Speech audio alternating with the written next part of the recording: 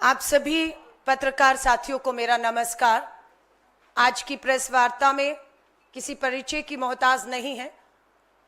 हमारे बीच में विश्व में कुश्ती के मैदान में भारत का परचम लहराने वाली हरियाणा की विधायक विनेश फोगाट जी आज मेरे साथ हैं।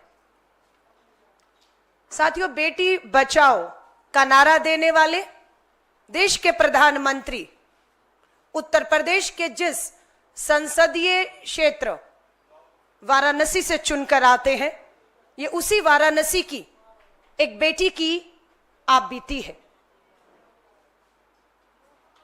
बेटी का नाम रोशनी जायसवाल है। बेटी को एक शख्स जिसका नाम सैफरन राजेश सिंह 4 साल से इस बेटी का पीछा करना, धमकियां देना, बलात्कार की धमकियां देना की हिम्मत दिखा रहा था। आज सैफरन राजेश सिंह आजाद घूम रहा है और बेटी का परिवार जेल में है। बेटी 9 साल के बच्चे बूढ़े मां बाप के साथ आंसुओं में दर-दर की ठोकरें खा रही है, अपनी सुरक्षा और न्याय की गुहार लगा रही है।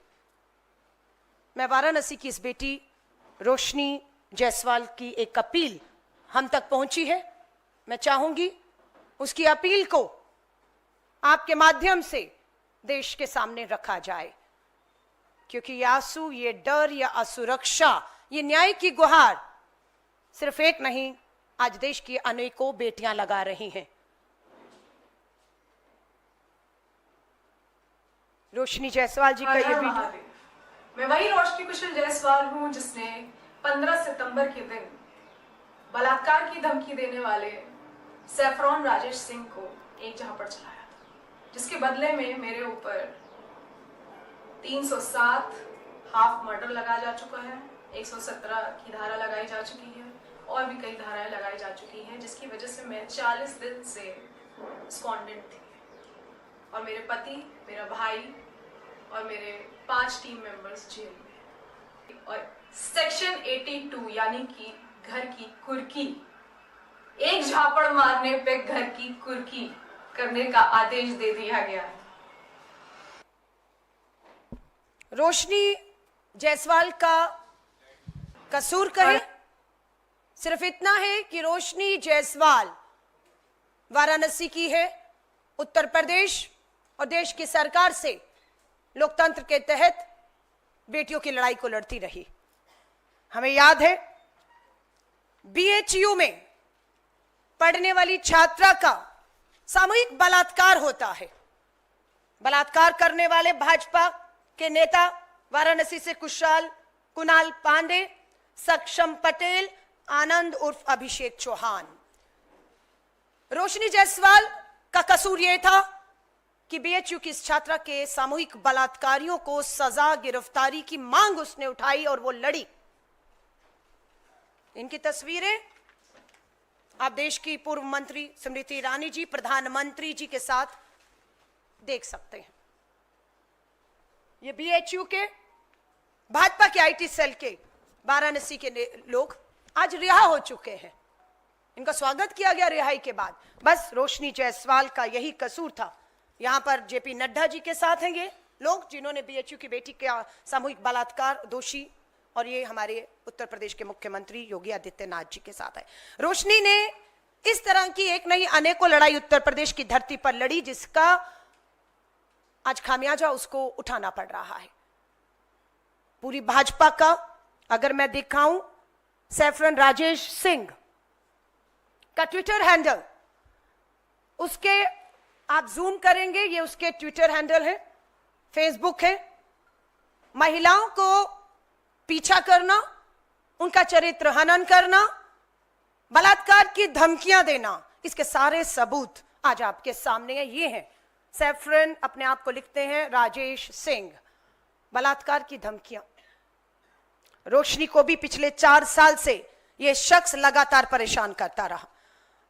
रोशनी की हिम्मत ने जवाब देना शुरू किया तो रोशनी 13 सितंबर को वाराणसी के पुलिस कमिश्नर और डीएम को मिलती है, लिखित में शिकायत करती है 13 सितंबर को। जवाब मिलता है कि कोई कार्रवाई की उम्मीद ना की जाए, भाजपा का ये नेता है, आरएसएस संघ से जुड़ा है, कोई कार्रवाई नहीं होगी। ये 13 तारीख को पुलिस कमिश्नर और डीएम वाराणसी का जवाब है और ये है 13 तारीख का पत्र जो रोशनी जायसवाल ने डीएम और कमिश्नर को 13 सितंबर को लिखा। इसकी कॉपी आपको दे दी जाएगी।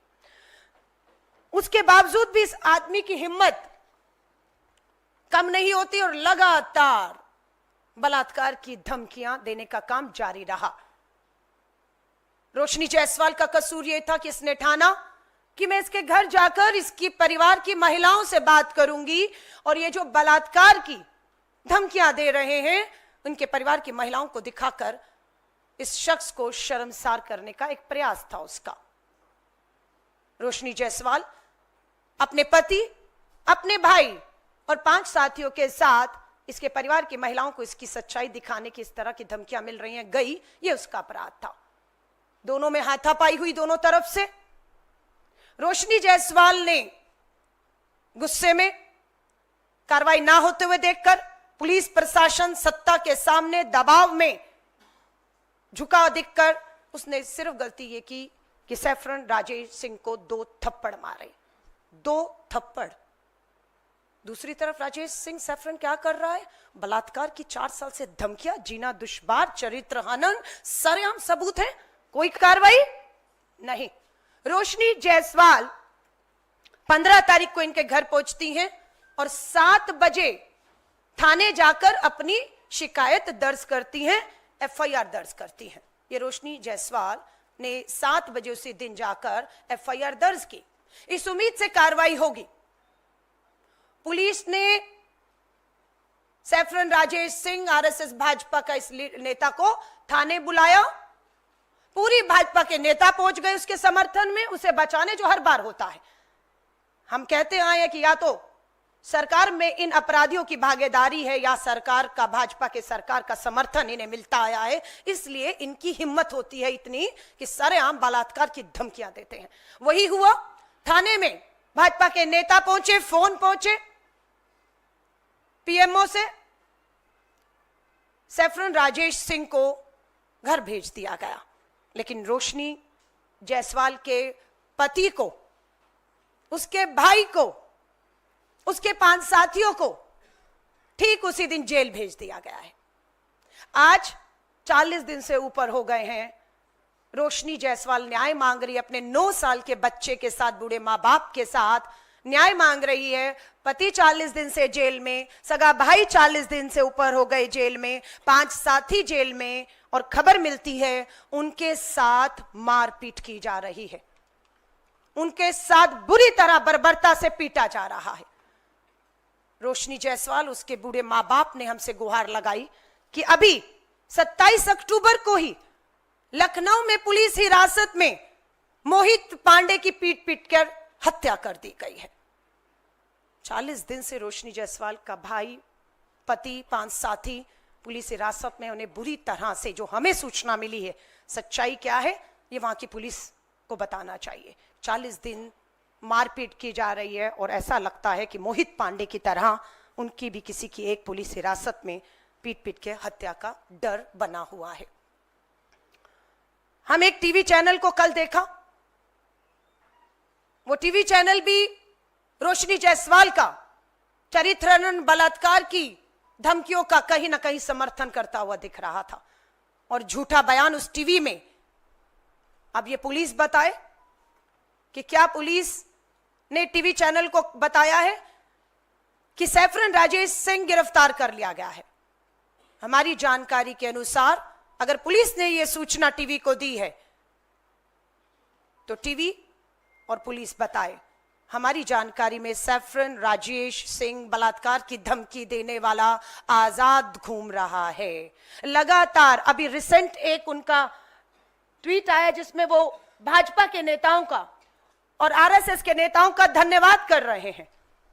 धन्यवाद कर रहे हैं कि उन्होंने राजेश सिंह के ऊपर कोई कार्रवाई नहीं होने दी। वो पूरी तरह से सुरक्षित आजाद है और वो अभी भी लगातार सोशल मीडिया पर सक्रिय होते हुए बलात्कार की अंजाम भुगतने की और पुलिस हिरासत में कुछ भी उस बात की सरेआम बात कर रहा है। हम पूछना चाहते हैं वाराणसी पुलिस से, डीएम से, पुलिस प्रशासन, सरकार से कि कहां है सैफरन राजेश सिंह 40 दिन में। एक और गंभीर बात मैं आपके सामने रखना चाहती हूं। ये वही उत्तर प्रदेश है, ध्यान से सुनिएगा, जहां पर बुलडोजर नीति, जहां पर इनकाउंटर नीति, आरोप लगते हैं, कोई मुकदमा नहीं, कोई अदालत नहीं, कोई सुनवाई नहीं, बुलडोजर चलते हैं, असंवैधानिक गैर कानूनी तरीकों से बुलडोजर चलते हैं, इनकाउंटर हो जाते हैं। वहीं पर इस बेटी ने अगर देखा कि सुनवाई नहीं, न्याय नहीं, 4 साल से वो न्याय मांग रही है, एफआईआर कर रही है, न्याय नहीं, भाई बेटा जेल, उसने कोई बुलडोजर नहीं चलाया, उसने कोई इनकाउंटर नहीं किया, बस वो उसके परिवार को ये दिखाने गई थी और 2 थप्पड़ में उसके घर पे बुलडोजर चलाना यानी कि कुर्की के आदेश दे चुकी है पुलिस। 24 अक्टूबर को ये रोशनी जायसवाल के घर के कुर्की के ऑर्डर, क्या अपराध था इस बेटी का? आदेश कुछ बताना, पूछना चाहिए। बलात्कार की धमकी आ रही थी, पुलिस शिकायत करने गई, सुनवाई नहीं हुई, बेटी घर गई शर्मिंदा करने, परिवार की महिलाओं के सामने हाथापाई हुई, 2 थप्पड़ लगे इधर उधर से, सजा उसको मिलती है, पति जेल, भाई जेल, 5 साथी जेल, बूढ़े माँ बाप अदालत के बाहर बैठे न्याय मांग रहे हैं। रोशनी अपने 9 साल के बेटे के साथ दर दर की ठोकरें जो है वो खा रही है और घर पे पुलिस कुर्की के आदेश, और कैसे ढोल बजाया उसके घर के बाहर जाकर, नगाड़े बजाए, कुर्की का आदेश आया है, उसका चरित्र हनन करके ढोल तमाशों के साथ पुलिस उसके घर पर यह कुर्की का आदेश लगा कर गई है। लेकिन सैफरन राजेश सिंह भाजपा आरएसएस का बलात्कार की धमकियां देने वाला उसके घर पे बुलडोजर, एनकाउंटर का समर्थन नहीं करते। प्रधानमंत्री जी, आप वाराणसी से देश का प्रतिनिधित्व कर रहे हैं, बेटी वाराणसी की है, और ये बात मैं फिर कहूंगी, सिर्फ इसकी नहीं है। विनेश और मैं आपको एक पोस्टर लिखकर दिखा रहे हैं। प्रधानमंत्री जी, बीएचयू की बेटी है वो जो न्याय मांग रही थी, किसी राजनीति से नहीं है। बीएचयू की बेटियां, सामूहिक बलात्कार हुआ, उनका न्याय मांग रही हैं।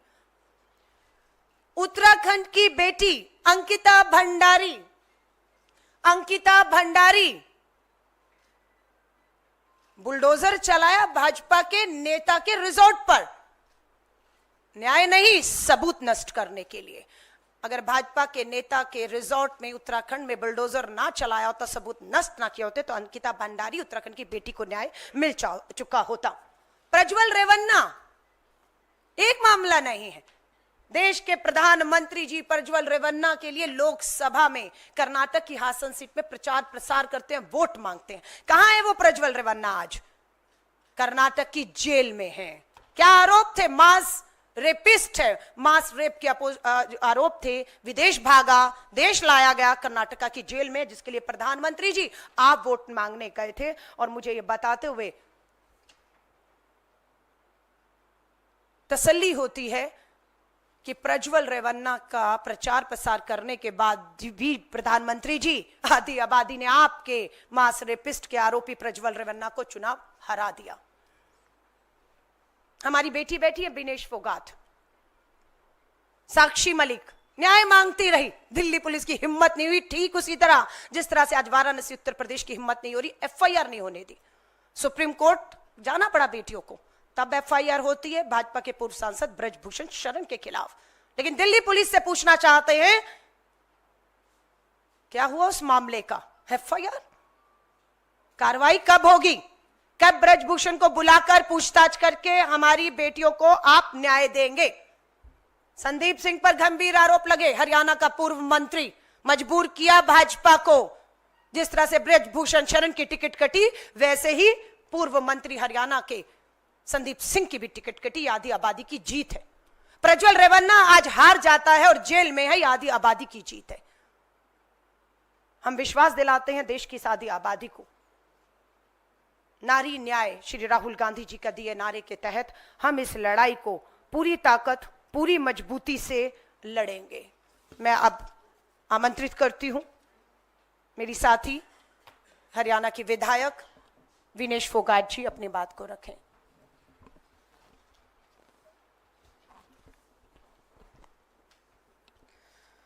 सबसे पहले तो आप सबको नमस्कार। मैं धन्यवाद देती हूँ आपका कि आप महिलाओं के इस मुद्दे पे इतनी संख्या में आप आए हैं हमारी बात को सुनने, हमारी बात को देश तक पहुँचाने के लिए। एक महिला होने के नाते, एक बेटी होने के नाते, एक खिलाड़ी होने के नाते और आज एक विधायक होने के नाते मैं हर एक उस महिला को ये विश्वास दिला सकती हूँ कि जो लड़ाई हमने सड़क से लेके स्टार्ट की थी, उस लड़ाई को लड़ने के लिए आपके बीच में मैं विधानसभा में पहुँच गई हूँ। कोई भी बहन और कोई भी बेटी जिसको ये लग रहा है उनके साथ में गलत हो रहा है, उसके साथ में हम खड़े हैं, पूरा समाज खड़ा है। आपको हिम्मत हारने की जरूरत नहीं है। आपके साथ में जैसे हमारे साथ में पूरा देश खड़ा था। आज रोशनी जायसवाल की बात नहीं है, हर उस महिला की बात है जो गलत के खिलाफ में आवाज उठाती है, उसका चरित्र हनन किया जाता है। वो ये नहीं देखा जाता, बीजेपी के IT सेल द्वारा ये नहीं देखा जाता कि ये खिलाड़ी हैं, ओलंपिक के मेडलिस्ट हैं, ओलंपिक में खेलने गए हैं, देश का प्रतिनिधित्व किया है, देश के लिए मेडल जीते हैं। जब मैं ओलंपिक्स में जा रही थी तब भी मेरा उतना ही मेंटल हरासमेंट किया जा रहा था जितना आज रोशनी जायसवाल का किया जा रहा है, सिर्फ इसीलिए क्योंकि हम उन ताकतवर लोगों के खिलाफ बोलने की हिम्मत बनाए रखते हैं। बोलने की हिम्मत है, लड़ने का जज्बा है। उसको तोड़ने के लिए कैसे एक महिला के विचारों को, उसकी भावनाओं को, उसकी हिम्मत को तोड़ा जाए, वो बीजेपी से अच्छा कोई नहीं जानता है और हमसे अच्छा कोई नहीं जानता है, क्योंकि हमारे साथ में भी वो किया जा चुका है, किया जा रहा है। मैं आप सबके माध्यम से बताना चाहती हूँ, ब्रजभूषण का जो केस था वो आज भी कोर्ट में चल रहा है। पूरे देश में ये बातें फैलाई गई हैं कि ये केस बिल्कुल झूठा था, गलत था। बिल्कुल ऐसी बात नहीं है। वो केस आज भी कोर्ट में है। 6 महिलाओं ने उनके खिलाफ में FIR की हुई है। 1 महिला के बयान दर्ज हो चुके हैं, कोर्ट में पूरी गवाही हो चुकी है। 5 जो महिलाएं हैं, जो लड़कियां हैं, उनकी अभी बाकी है। वो केस हम अंत तक लेके जाएंगे, लेकिन हमें हर तरीके से तोड़ने की, हमारे खिलाफ में नैरेटिव बनाने की कोशिश की जा रही है, की जाती रहेगी। लेकिन मैं आपको विश्वास के साथ में कह सकती हूँ कि हम सीना तान के खड़े हैं ऐसे दुराचारियों के खिलाफ में, ऐसे ताकतवर लोगों के खिलाफ में। मैं पूरे देशवासियों से, प्रधानमंत्री जी से, हर एक उस भारतीय नागरिक से पूछना चाहती हूँ कि रोशनी जायसवाल का गुनाह क्या था। सिर्फ इतना कि जो उसको अब्यूज मिल रहा है सोशल मीडिया के माध्यम से, जो हर एक महिला को फेस करना पड़ता है, वही रोशनी जायसवाल फेस करी थी। लेकिन एक सब्र का जो एक बांध होता है वो कई बार एक महिला का भी और किसी भी नागरिक का टूट जाता है, जब ये 4 साल तक जब वो बर्दाश्त कर रही है। महिलाओं को धमकी देने वाला और जो मेरे संज्ञान में आया है, ये सिर्फ रोशनी जायसवाल को नहीं, एक भी सिंगल महिला को इस आदमी ने नहीं छोड़ा है उसके खिलाफ में गलत टिप्पणी करने के अलावा, या उसके खिलाफ में कोई भी गलत बात नहीं की हो उसने सोशल मीडिया के ऊपर। आज बात यह नहीं है कि रोशनी जायसवाल कांग्रेस की पदाधिकारी है या वो कांग्रेस पार्टी में है। बात यह है कि वो एक महिला है और वो गलत के खिलाफ आवाज उठा रही हैं, वो अपनी आवाज को पुरजोर तरीके से रख रही हैं। गुनाह सिर्फ इतना है कि वो महिला है और वो लड़ना जानती है, ये उसका गुनाह है। रोशनी को लगातार राजेश, भगवा राजेश, और भगवा का आप मतलब समझते हैं, मुझे बताने की जरूरत नहीं, पूरे देश को पता है।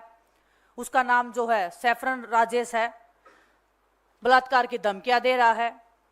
ना तो भाजपा की सरकार ने या ना यूपी सरकार ने, ना यूपी की पुलिस ने अभी तक कुछ बोला है। भगवा के भेष में छिपे हुए राजेश जैसे जो ये लोग हैं, जो सरकार के संरक्षण में पड़ रहे हैं, ऐसे बदमाशों पे क्या कभी कोई कार्रवाई हो सकती है? क्या हम एक उम्मीद की नजर से देख सकते हैं कि महिलाओं के खिलाफ में जो अपराध हो रहे हैं उसके खिलाफ में हमारी सरकार कुछ करेगी? मुझे बहुत कम उम्मीद है, आस और उम्मीद बहुत कम है। लेकिन मैं उस छोटी सी उम्मीद के ऊपर मैं पूरे देशवासियों को ये बोलना चाहती हूँ कि उम्मीद को जिंदा रखना।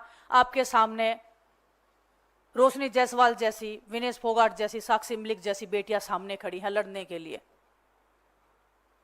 अभी हाल फिलहाल में उस केस की मुझे ज्यादा अभी मैं कोशिश कर रही हूं डिटेल निकालने की, लेकिन हरियाणा में भी एक एसपी के ऊपर 6-7 महिलाओं ने लेटर लिख के मुख्यमंत्री जी को बोला है कि हमारे साथ में गलत हुआ है।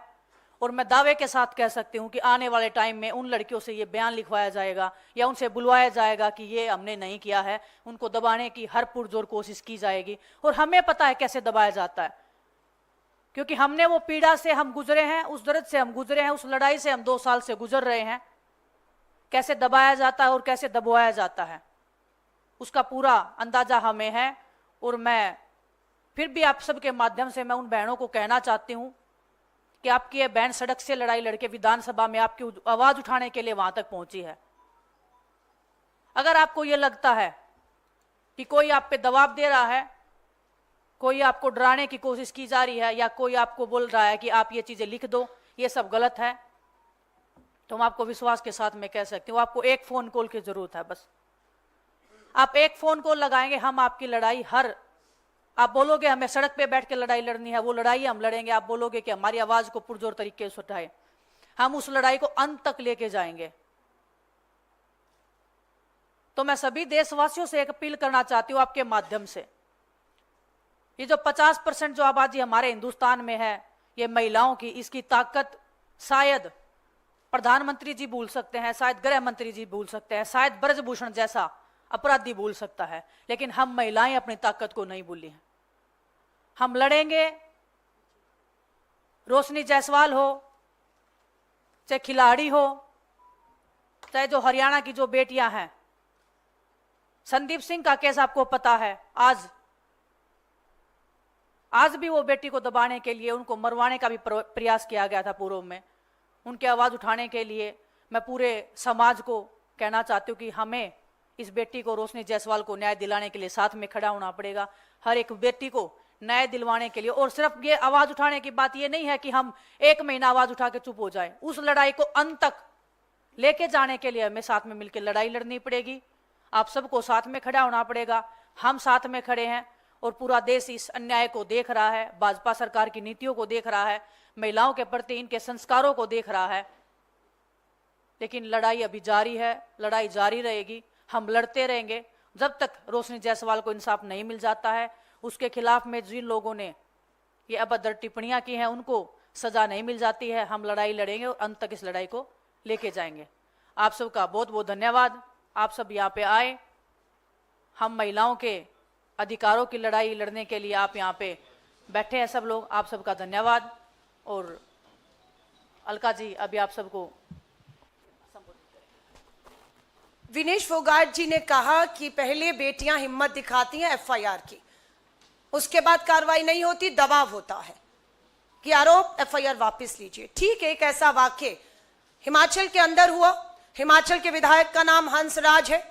आरोप लगाने वाली बेटी उसी विधानसभा के भाजपा के बूथ अध्यक्ष की बेटी, जिसने हिमाचल में जाकर थाने में एफआईआर दर्ज कराई कि हंसराज उसे अश्लील वीडियो फोटो मोबाइल पर भेजता है। बेटी ने हिम्मत दिखाई। भारतीय राष्ट्रीय महिला कांग्रेस की अध्यक्ष हूं, नहीं देखा बेटी किन पार्टियों से है, रोशनी जायसवाल की बात हो या इस बेटी की बात हो। न्याय दिलाने के लिए मैं खुद हिमाचल पहुंची। एफआईआर दर्ज हो चुकी थी हंसराज के खिलाफ, भाजपा के विधायक, लेकिन बेटी पर इतना दबाव बना पूरी भाजपा के द्वारा कि बेटी अगले दिन आकर कहती है मैं अपनी शिकायत वापस लेती हूं। दिल्ली में भाजपा के शीर्ष नेतृत्व ने आपस में बैठ करके इस मामले को सुलटाने की बात कही है। बेटी के मोबाइल पे अश्लीलता फैलाने वाले भाजपा के विधायक और बेटी बूथ अध्यक्ष की, भाजपा की बूथ अध्यक्ष की बेटी है। मैं उसके लिए भी लड़ी और सुनिश्चित किया कि बेटी ने दबाव में एफआईआर नहीं कराई थी, बेटी दबाव में अपनी शिकायत वापस ले रही है। जिस तरह की बात अभी हरियाणा में एक अधिकारी के खिलाफ 7 महिलाओं ने हिम्मत दिखाई है, बिल्कुल कहा जा रहा है उनकी नौकरियों को खतरा होगा, हर तरीके से प्रशासन सरकार दबाव बनाएगा और यहां पर भी एफआईआर वापस लेने की बात कही जाएगी।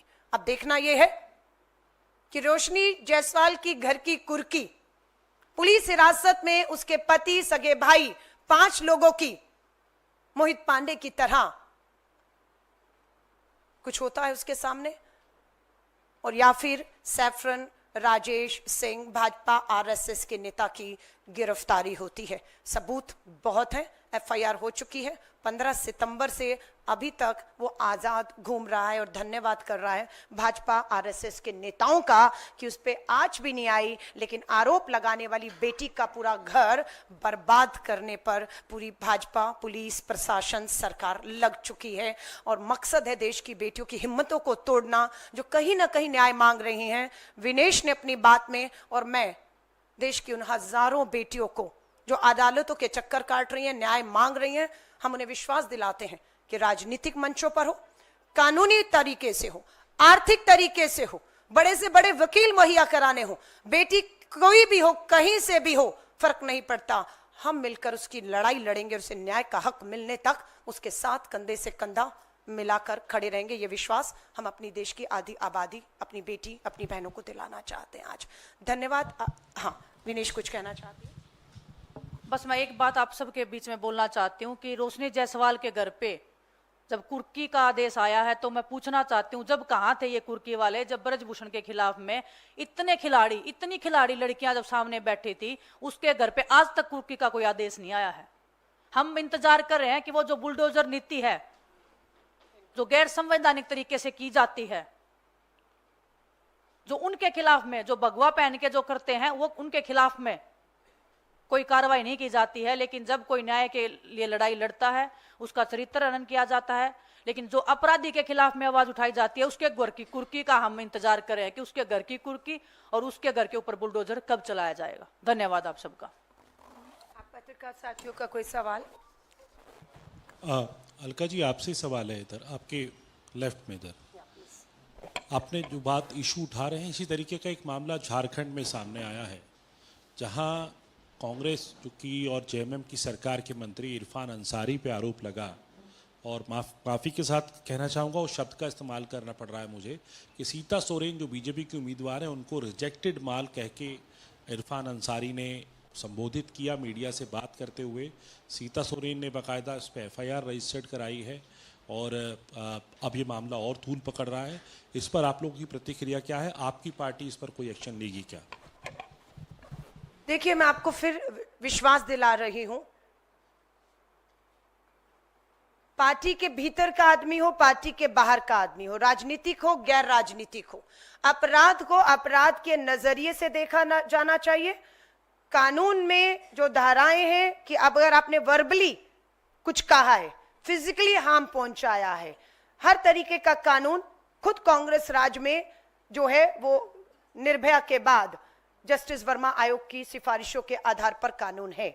मैं बिल्कुल इस बात के लिए कभी हम समर्थन नहीं करते, चाहे वो इरफान अंसारी हो, महिला किसी पार्टी की ये हो, हम पूरी तरह से इसकी निंदा, इसका विरोध और इस पे कानूनी कार्रवाई की मांग करते हैं। अभी झारखंड में आचार संहिता, चुनाव चल रहा है, स्वाभाविक है 23 को परिणाम आएंगे नवंबर में, और उसके बाद एक सरकार बनेगी, और हम इस मामले में क्या कानूनी कार्रवाई होती है, क्या सजा होनी चाहिए कानून के तहत, निष्पक्षता से चले मामला, ये हम भी अब सुनिश्चित करेंगे। धन्यवाद। अलका जी, प्रधानमंत्री एक और कहते हैं कि महिलाओं के खिलाफ किसी तरह कोई भी अपराध हो, अक्षम्य है, कोई भी हो, चाहे किसी दल का, उसे बख्शा नहीं जाएगा। वहीं मौजूदा अगर संसद की बात करें, 16 सांसद ऐसे हैं जिनके खिलाफ महिला अपराध या महिलाओं के शोषण के आरोप हैं। उन 16 में से 10 भारतीय जनता पार्टी से हैं। देखिए, यहीं पर देश के प्रधानमंत्री जी की कथनी और करनी का अंतर पता चल जाता है।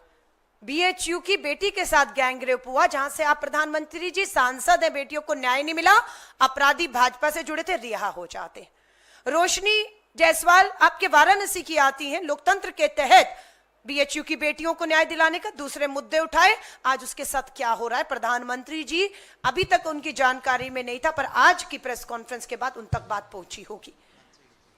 और बात प्रधानमंत्री जी से उम्मीद इसलिए भी खत्म होती है, ब्रजभूषण शरण के खिलाफ गृह मंत्रालय ने पूरी कोशिश कर दी, दिल्ली पुलिस पे दबाव, एफआईआर ना हो, सुप्रीम कोर्ट के दबाव के बाद एक एफआईआर होती है, लेकिन कार्रवाई आज भी नहीं होती है। अंकिता भंडारी को न्याय नहीं मिलता, प्रज्वल रेवन्ना वाले मामले में न्याय नहीं मिलता, तो मुझे लगता है प्रधानमंत्री जी का बेटी बचाओ का नारा खोखला है, उनकी बातें खोखली हैं। अगर वो साबित है तो हम देश जानना चाहता है प्रधानमंत्री जी आपके 10 साल के कार्यकाल में कहां, कब, कौन सी बेटी को न्याय मिला है, ये देश आपसे भी आज जानना चाहता है। सवालिया निशान सीधा प्रधानमंत्री जी आप पर भी उठता है। Alkaji, this side. There is a BJP spokesperson accused that the 5-year turnover of Rahul Gandhi, 500 rape cases are reported in Wayanad.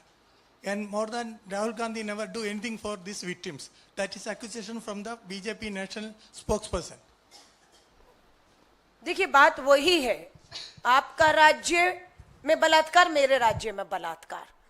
हम भारतीय राष्ट्रीय महिला कांग्रेस और देश की राजनीति से जुड़ी महिलाएं कोई राज्य, कोई जाति, कोई धर्म, कोई पार्टी नहीं देख रही। हम कह रहे महिलाओं के साथ अगर कहीं पे भी अपराध होता है उन्हें न्याय मिलना चाहिए और अपराधियों को सख्त से सख्त सजा इसलिए मिलनी चाहिए ताकि एक डर और खौफ पैदा हो सके। आपने वायनाड की बात की, लेकिन हमें इस बात पे अब खुशी और गर्व है कि एक वायनाड को एक महिला सांसद मिलने वाली है। और ये महिला सांसद सिर्फ वायनाड की आवाज नहीं बनेगी, ये महिला सांसद प्रियंका गांधी वाड्रा देश की संसद में इस आदि आबादी के साथ हो रहे अन्याय, अत्याचार और इस तरह का जो खौफ और डर आंसुओं में बेटी हैं उन्हें भी न्याय दिलाने का काम करेंगी, ये मुझे पूरा विश्वास है। धन्यवाद। आज सिर्फ हम लोग इसी विषय पर, दूसरी पीसी है, आप उसमें पूछ लीजिएगा अगर कुछ और सवाल हुआ। मैं आप सभी पत्रकार साथियों का धन्यवाद करती हूं और एक बार फिर से अपील करती हूं कि इस आदि, हाँ जी,